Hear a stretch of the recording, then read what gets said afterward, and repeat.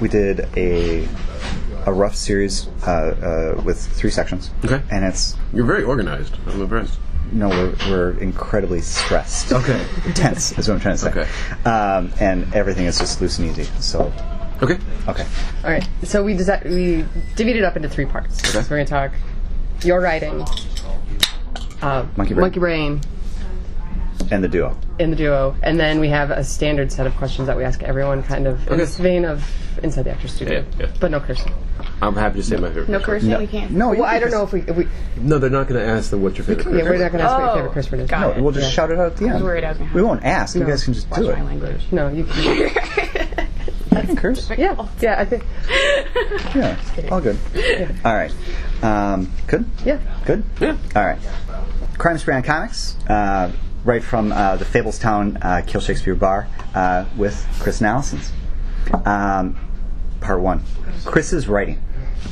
So basically, with all the different genres that you've dabbled into, tell us a little bit about your influences, please. Oh, God.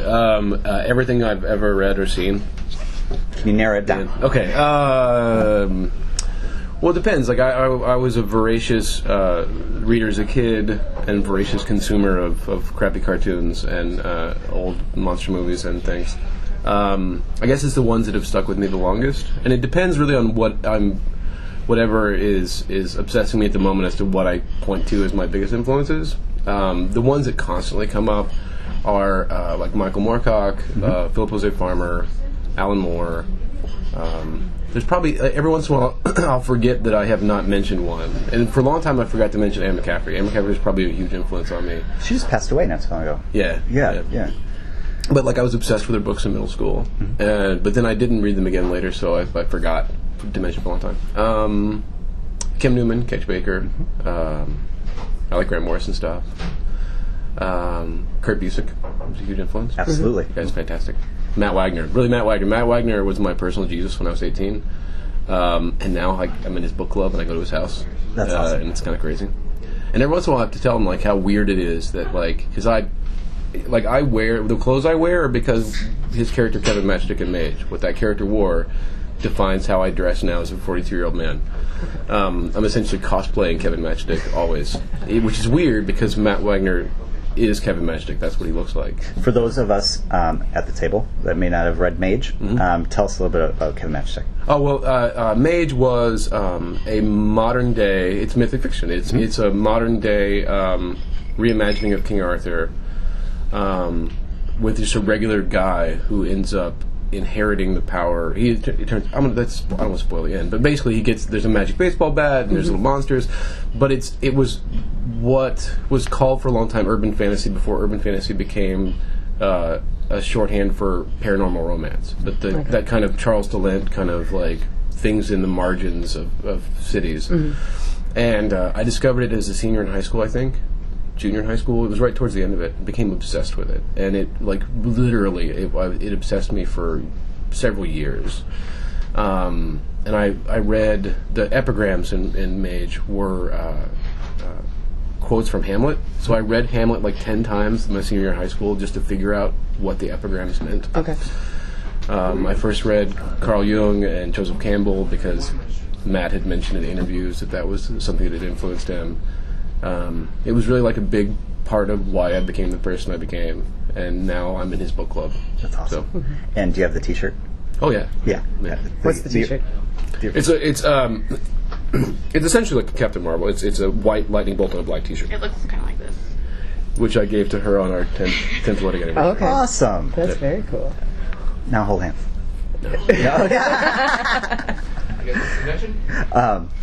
Excellent.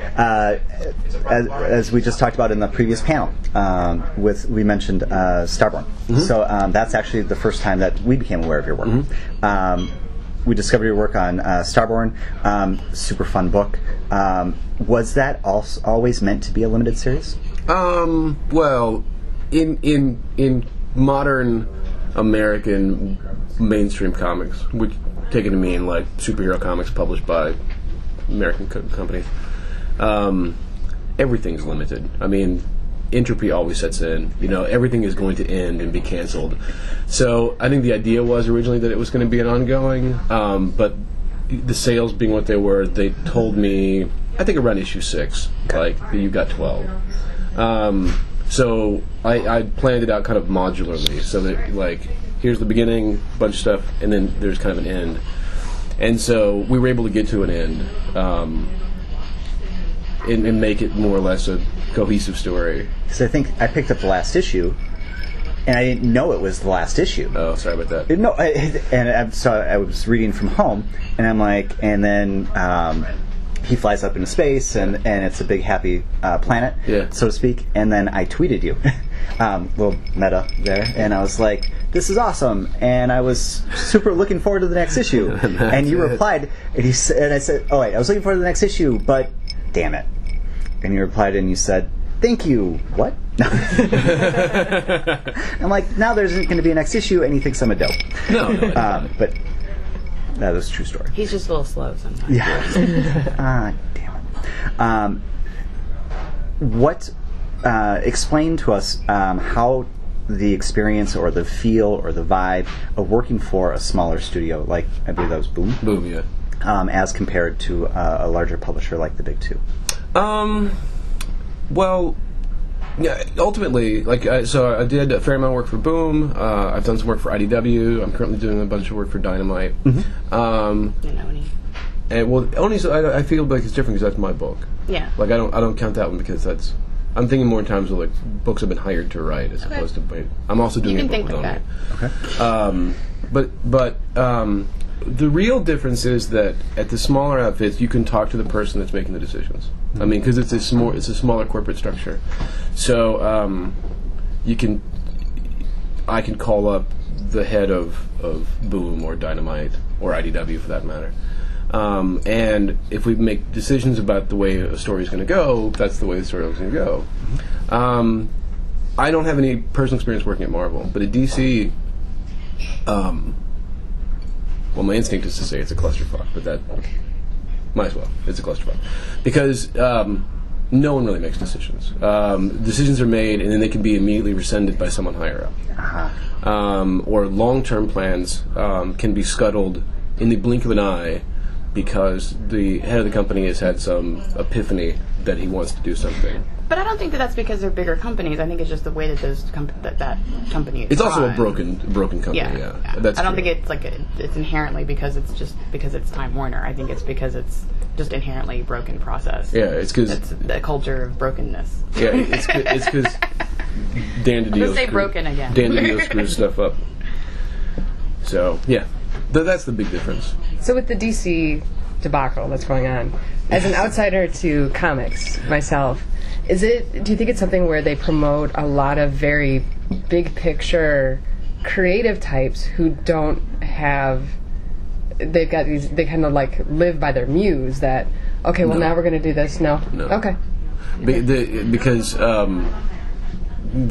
what runs the show these days at DC is people refer to it as editorial interference, which is really not adequate because the editors aren't the ones interfering. It's executive interference. Okay. Because the editors and the writers and the artists will have ideas and plans and work things out. Mm-hmm. And in many cases, the editors are often painted as the villains. But my experience with editors at both Vertigo and at DC was all really positive. I mean, it was more a positive collaborative experience. Executives will come in and screw it up at the last minute. Because basically, it's like they have an outline and it's approved and everybody's approved it. The executives all the way up, and then 3 months later, after a number of scripts have been written, the people are like, oh, well, wouldn't it be cool if we did this and make that decision, and that trickles down into people having to rewrite things and then be behind immediately. Okay. So that is constantly occurring, which is why you see a number of people finally just quitting because it's at a certain point it's not worth living like that. It's like somebody that has gone back on their word time and time again. I mean, can you imagine you can be giving a green light on a project and then and then like 3 months into the project, they're like, oh, never mind, start over, have it all be your responsibility, and then that continue to happen over and over and over again. Because on the one hand, you're then essentially working for free for however much, because you've already been paid for that work. Right. But part of the provision is that you also have to do revisions. But throwing out your script and starting over isn't really a revision. And there was one case, I don't want to name the prick, I don't want to call him out, but there was one writer who'd worked there for a long time who had written like a year ahead on his book, all editorially approved. And then they made a decision, I say they, it's the DO, made a decision to change something and essentially told him you have to start over. And having already been paid, you're then doing months worth of work for free. And in some cases it's like the story idea is a crappy story idea, so then you're going to be, your name is on it too, not this executive's name. Right. So you're going to be blamed for whatever crappy story comes out. So that's why many people have quit. Right. And it's and I want to. This is a positive interview and everything. But as a fanboy first, I mean it sucks. You know, it's because they're characters I grew up reading. These are the books that I like to read. And when you go, when you read a product or watch a product or do whatever, where the break is. Yep. And you're like, that's not what I wanted. That's not my $4. Yep. You know, and so it's tough to be on both ends of the creative piece, producing, you know, and consuming. Oftentimes. Tell Brad to be quiet. Brad, we're doing an interview. Be quieter. Oh, sorry. Are we recording? Yes. Yeah. Okay, sorry. Thank you. Thank you very much. Dovetailing right in there. How did it feel to you as both a creator and a fan to wrap up something like Spider-Man? Or Superman. That's okay. No. Dude, in the second appearance of Spider-Man... I wrote Spider-Man. No, in the second appearance of Spider-Man, or third, Dr. Octopus calls him Superman.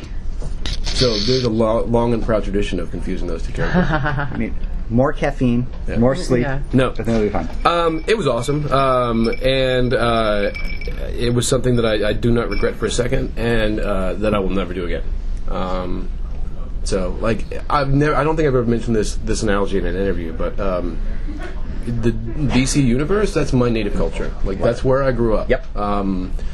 That's where my allegiances lie, and it's been difficult for me for the last year or two to figure out, like, where I stand, you know, because still those characters mean a lot to me, and I have a boundless respect for the people that worked on those books forever and edited them forever, and I have no allegiance or affinity with what's happening there now. And I realize the most apt analogy is that I am like a Cuban expatriate perched in Miami waiting for Castro to die. You know, the DC bullet is my flag. I don't recognize the sovereignty of the new DC bullet, and I'm hoping someday as a fan, just to get my country back. Yeah. It's very, very, very well put. Yeah, I see that. So that being the case, as a comics fan, what are you reading right now? Let's see. What am I reading right now? I always get flushed with this question because I can only think of 3 things. You've been rereading a lot of old Superman. Oh, I've been rereading a lot of old Superman. I've been revisiting the Julius Schwartz era Superman, the Denny O'Neil, Elliot S. Maggin, Carrie Pace. But in terms of new stuff, I love Michael Fife's Copra, which is published in a limited edition of 500 print run per issue, but he's self-publishing it monthly. He sells it himself through his Etsy store, and it's essentially his love letter to the John Ostrander Suicide Squad, but also the comics of Steve Ditko and a bunch of other things, and it's amazing. He's kind of from the New York kind of art comic scene, doing this big widescreen superhero story, and it's fantastic. So that's always the one I mention. I love anything that Brandon Graham does. Atomic Robo, of course, is always top of my list. I love Bandette, which is being done by Paul Tubman and Colin Cooper. All of my books I do. I love Masks and Monsters. Yeah. Excellent. Let's just go right into Monkeybrain then. Okay. Yeah. So, and maybe we've already answered this question previously, but what was the impetus to starting your own publishing house, and that being the case, digital in particular? I guess I get to answer that question. Well, I can't. You want to chime in? Oh, yeah. Okay. You answer it and I'll chime in You're color commentary. paying money. Because I do a lot better with the color commentary. Yes, that's true. With your straight man. Correcting me, yes. So, this whole thing is incredibly familiar. We switched roles the other day on an interview, and it was awkward for both of us. So she was in the lead, and I was offering commentary. And then you just basically just made a summary of what I had just said, but way more coherently. Short and jokey. Monkeybrain was originally conceived. It had previously been a small press print operation, doing prose, trade paperbacks, things like that. A couple, an art book and some encyclopedias. We follow some encyclopedias like you do. But as in its incarnation as a comics imprint, it was originally conceived as a lifeboat, because we saw, on the one hand, that my long-term career goals didn't include working at DC. That was not in the cards, because either they would fire me or I would quit. And it turns out both kind of happened. But also the comics market is a little bit precarious, and these big corporate concerns that have giant infrastructures and huge overheads with tons of people working on salary could be snuffed out in an instant if their corporate overlords decided that it wasn't worth the expense of doing anymore. Both DC and now Marvel are owned by two giant multimedia, multinational entertainment corporations that spend more on snacks than either of those two companies make selling comics. Mm-hmm. And they could just decide tomorrow it's not worth employing all these people on the masthead to sell 20,000 copies of this comic, whatever the case may be. We could just make the movies. Yeah. Yeah. Or license it out, whatever the case may be. So, Monkeybrain Comics was originally conceived as a place for me to do my comics and sell them and get them in front of people. And digital was the way to go, because having done small press print stuff, we knew that there was lots of overhead, lots of money's involved. We had, as I now tell it, we had lost several shirts doing that, and we didn't want to lose any more shirts. We liked the shirts we had. And so digital was a way where the only investment would be the time involved in making the thing. And then Allison is the brains behind the operation, and so spent the better part of a year figuring out how to structure it so that the artist could get paid quickly, and kind of keep the trains moving on time. Not in like a Mussolini way, but like in a positive, happy Disneyland way. I think I'm a little bit more like Mussolini. You think so? Actually. Yeah. You favor the brown shirt. Yeah. Oh, brown's a good color. I like it.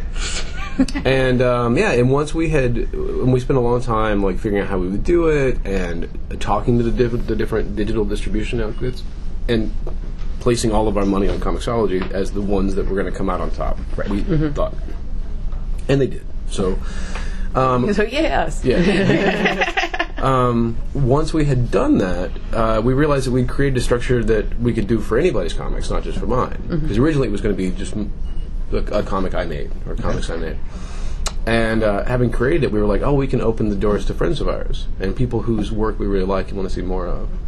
And then that's how it happened. And the plan was to do things, serialize them digitally, cheaply, with the money almost all the money going to the creators as quickly as possible. And then once enough issues have been produced, do a print edition somewhere.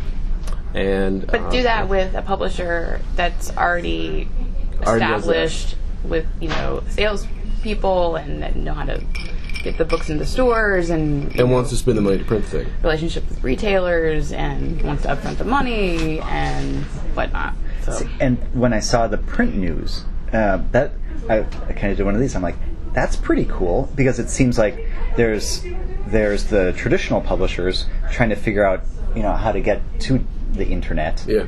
And then we have what seems to be a very successful digital outfit reaching back the other way. Yeah. we're on our iPhones all day long. We have the internet at home, this and that. But I'm a paper reading guy. I have my Kindle. I've looked at Monkeybrain online, but I like going to the comic shop. I like on Wednesdays. They have my pull box, and I buy physical copies. Yeah. So that's something that I find very appealing, is the paper piece.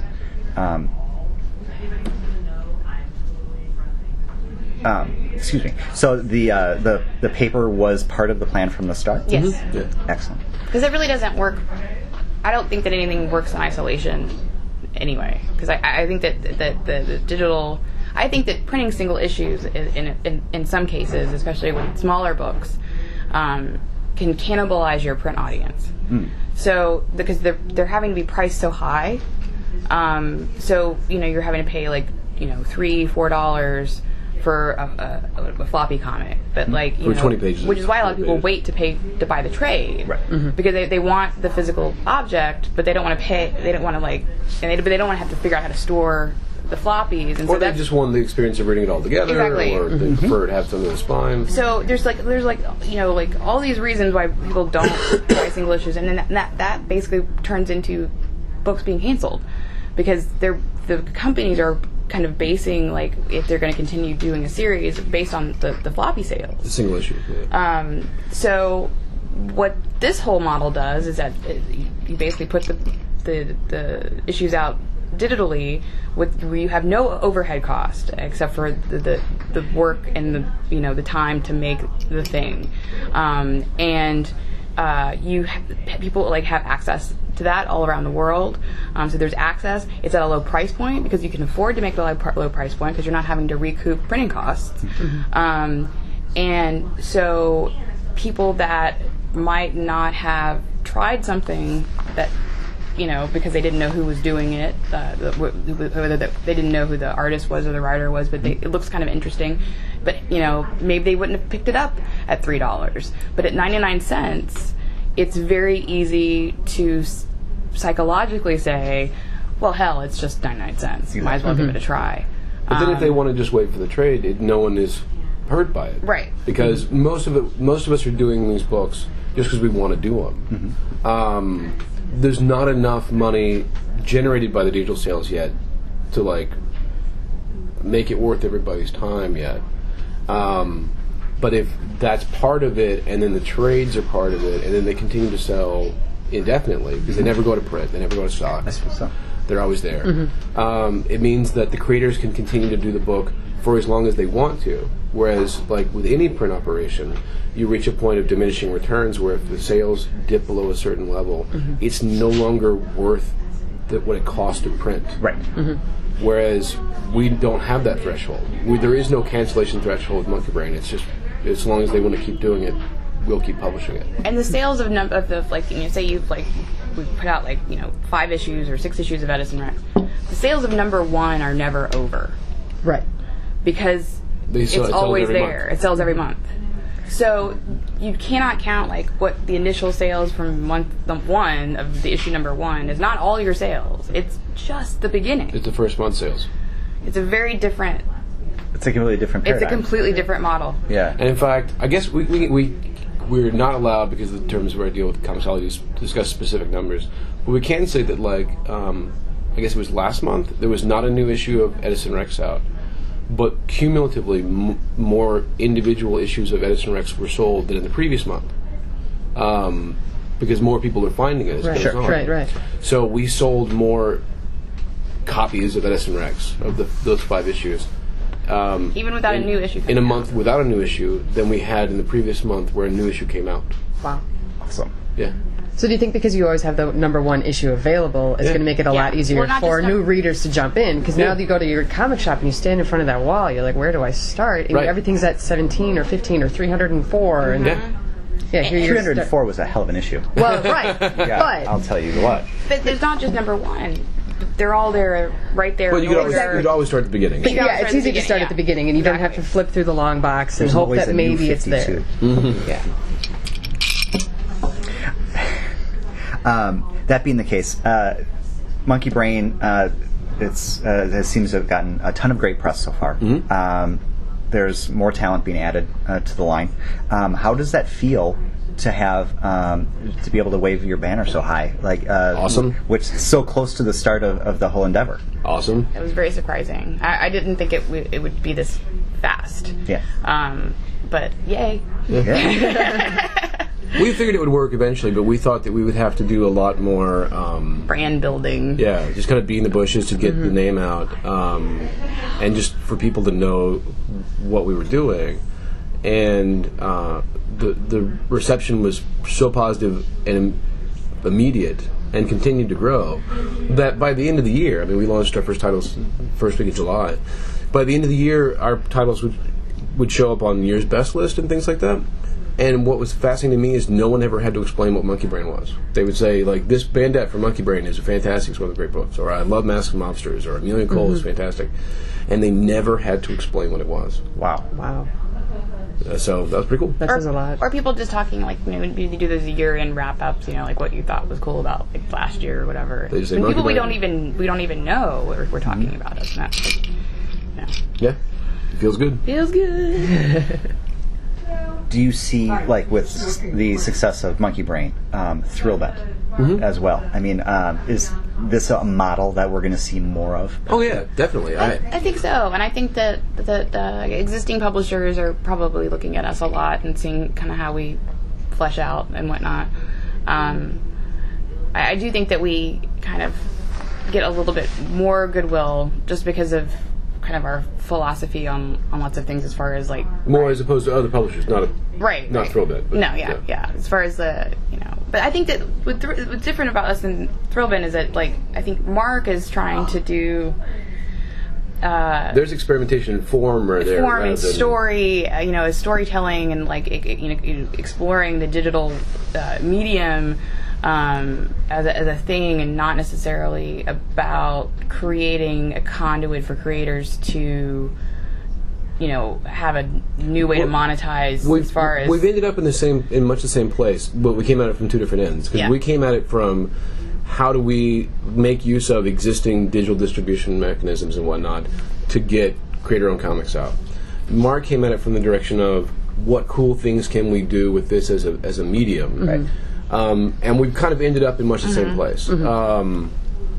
But I think we're going to continue to see experimentations like what Brian K. Vaughan and Martin launched just last week. I need to see this book. I haven't seen it yet. It's really good. Yeah. It's called Private Eye. Yes. Private Eye, and Marcos Martin is an amazing artist. It's a great looking book. I wish the line weights and the letters were a little bit heavier, but that's just me. But yeah, I think we'll see more of that kind of stuff. I think we call it, Comicsology Submit, that like has like opened up the door for people as well, for them to kind of get their work out there. And I think, I think that we're definitely, publishing in general has been in a state of transition for the last 10 years, I'd say. It's been that long? Well, you could make the broader argument it's been in transition since the end of World War II. Okay.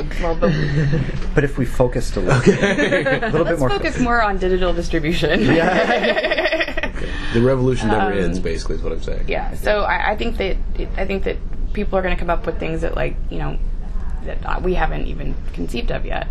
Our goal is to basically try to have a positive reading experience, whether you're reading the books on your phone, on your tablet, or on the printed page. That's kind of or computer or whatever. Yeah, exactly. Yeah. It was largely motivated.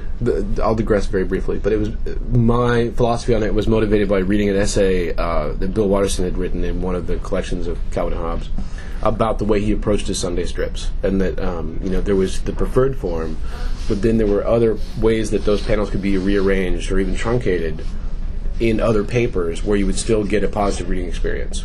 So if they decided not to use the big banner but just the smaller panels, or if they decided to rearrange them or stack them in a different way, he was writing and drawing his strips in a way that could be read and enjoyed in all those different permutations. And in much the same way, like we've approached the way that we're doing on the creative end, comics that can be read and enjoyed on a phone or on a tablet, or as you say, in print, or not at all, I guess.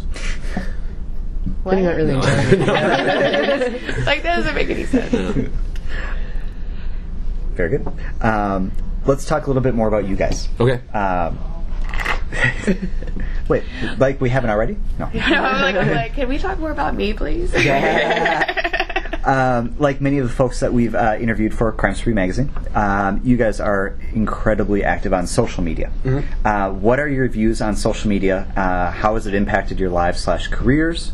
Sub-question A, just how much do you guys have? How much fun do you guys have drunk tweeting the movies? And sub-question B, where do you think Bill and Ted have traveled to since we last saw them at the Circle K? Oh, that's a good question. Wait, what was the question? The ones I was talking about Bill and Ted the other day. Yeah. Which is funny because... No, I'm making... Never mind. Making fun of me? No. Yes. I'm always making fun of you. That's just like the whole Twitter point. is great. Twitter is the future we were promised. Except for there's no jetpacks on Twitter. Man, screw jetpacks. As I was saying, like my Apple TV is far and away better than any jetpack could be. Great. I think it's fantastic. I mean, I was a fairly late adopter. I say fairly late. I first got on Twitter 2006 or something. That's a Chestnut call. But that was only a year after Twitter's inception. Twitter just celebrated its 7th anniversary. Yeah, so I got in like a year in or so. But comparatively, you're pretty. You weren't there on opening day, right? Well, because I had lots of friends in New York who were who got on Twitter immediately, and in that first year, all I saw it being used for was, "Hey, I'm at this bar. Let's meet and have drinks." Yep. And it was only used for kind of like geotagging things, like where am I, what am I doing, and I would look at things that friends of mine that were on Twitter talked about, and I was like, this is boring. And I think Allison got on board before I did, and she finally browbeat me into doing it, and now it's just invaluable. It's for one thing, just in terms of entertaining ourselves, being able to communicate with our friends. When we lived down in Portland, we moved there last June. But while we were in Texas, our social circle was much more diffuse. It was spread out all over the country. We would only see our friends a few times a year at conventions. But we could keep up with what Mitch Gratz was, his travails with his damn cat, on Twitter. It also, we started seeing its use in a much more kind of high-minded societal way in crises. Like in 2011, our last summer in Texas, the whole damn place caught fire at the end of the summer. Yeah. And it was A, terrifying, but B, like on Twitter was basically the mechanism that people were using to report fires. It was like, I just saw a wildfire. Basically, it was so dry and windy that wildfires started all in town. And people were reporting wildfires on Twitter on like highway medians or like a vacant lot next to a grocery store or things like that. And it was this immediate weird kind of feedback loop. And it also meant that me being paranoid, obsessive compulsive, it's all I did for 3 days was watch the police bandit thing that the fire department had in Twitter as I publicly melted down about like, holy crap, my whole neighborhood is on fire. And then we moved to Portland where that doesn't happen. Yeah, even better. Yeah, but I think it's great. And in terms of drunk tweeting the films, that started with for a long time, Allison and I would, for fun, watch movies of questionable quality, or old bad TV shows and things like that. And one day we were watching Xanadu, and we were lazy, and we were on opposite sides of our living room, and had been drinking, and just started tweeting at each other, like rather than talking. I wanted to listen. Yeah. To Olivia Newton-John sing. So instead we were doing talking to each other on Twitter as we moving on, and then people were like paying attention and answering, and then we were like, oh, we could just like invite our friends to do this with us, and we did it on average about once a month until we left Texas, and then we've been in a tiny apartment for 9 months, and we've only finally just started up again with Buck Rogers in the 25th Century, which was so much fun to follow along with. Did you join in? We go to bed at about 8:30. Oh, I apologize. No, it's actually we're the saddest people that we know because we don't go to bed early to punish ourselves, but we can't stay awake. But when you announced that Buck Rogers was going to be the next piece, I had just watched it on Netflix. Oh yeah, like 6 months prior. I love that show. I run into the same thing where I watched it when I was 10. Let's watch it now. How come it's not the same? Yeah. But yeah, it's Mel Blanc, so that's amazing. Yeah. So. I want to get up to the casino episode because the casino one is like I think the second story. So encapsulates that Buck Rogers is better at everything than anyone in the future. He will sit down in a game he's never played before and beat everybody. I think it was in the pilot episode when he teaches everyone how to get down. Yeah. And they all dance with glow balls. Yeah. And he's like, no, you got to move your hips. And it's awful. He saved the future. Yeah, through funk is really what it was. So you moved from Austin to Portland. Mm-hmm. Aside from everything starting on fire in Austin, what was the impetus for you moving to the Northeast? West. So as I said, like our social circle was fairly diffuse. So we had a few friends in Texas, but like Texas is so spread out that like it was an hour drive, round trip to visit friends of ours who lived in town. I mean, it was insane. And having been in comics professionally for a few years. The vast majority of everyone that we've become friends with lived in Portland. Not absolutely everybody, but the vast majority. I think there's a couple in Atlanta, there's a couple in Minnesota, a couple in LA, and virtually everybody else is in Portland. A few people in New York. Yeah. But like really, like when you do that thing where we go to conventions, we would scan the guest list to see who do we get to hang out with at this convention. 75% of those people that we'd be excited to see lived in Portland. And we're like, well, A, it doesn't catch on fire there, it rains. It's a city you can walk around in.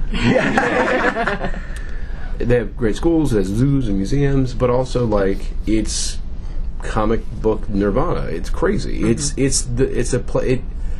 sometimes floors me that like when I was a kid, I don't think I could have conceived of such a place. It's a great livable city that has cool stuff, lots of bookstores, lots of bars, and I can just hang out with formative influences.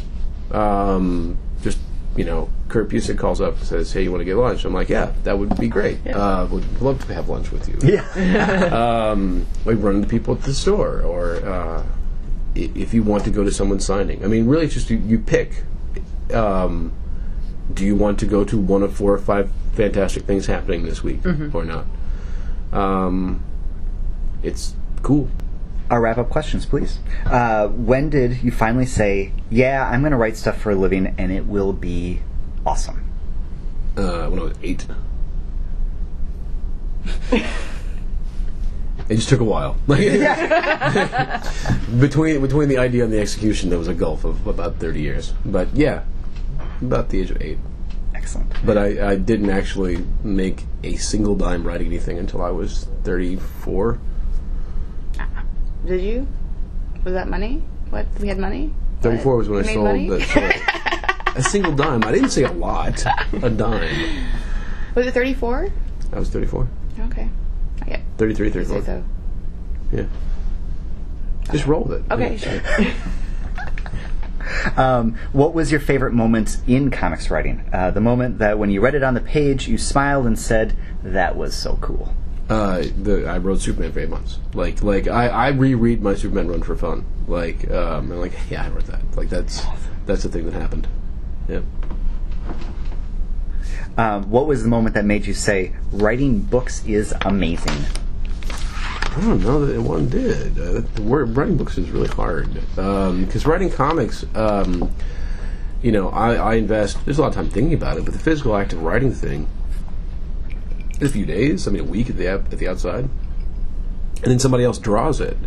Novels is, even a short one or a light one is an investment of weeks and months and long time and lots of hours, and having spreadsheets that track how many words a day I'm typing so I can hit a deadline. And there's also a different experience in revisiting it. I interviewed Neil Gaiman, I guess, in 99, 98. maybe? 98. 98 maybe. And I remember he said, okay, that can't be right. Can't be 99. Doesn't matter. He said something about like how he could never revisit prose he'd written and enjoy it because he would always find the thing he should have done differently, the word he should have chosen differently. But that comics he could look at and actually appreciate and enjoy. And it was kind of, at the time I thought it was nuts. Like I didn't understand what that meant. But now I totally get it because you're just kind of part of a team with comics. And there's collaborative, and so you can just admire the product. I hate to say product, that sounds corporate and douchey. But the end result. Whereas with novels, I just remember the time spent. Like I can kind of enjoy short stories I've done. Mm-hmm. Novels just like, yep, that was several months of my life. That's a good line, but that was a lot of time. Yeah. Very good. Our standard Beatles and Rolling Stones question: Batman or Superman? Superman. It's Superman. The answer is Superman. Yeah. That's kind of a softball. Yeah. And lastly, please, parting thoughts. Any parting thoughts? Oh, I didn't answer your Bill and Ted question. Oh, yeah. I skipped the Bill and Ted question. Oh my lord. I don't know. So my parting thoughts were like, be excellent to each other. That's what Bill and Ted. Really? Yeah, it totally is.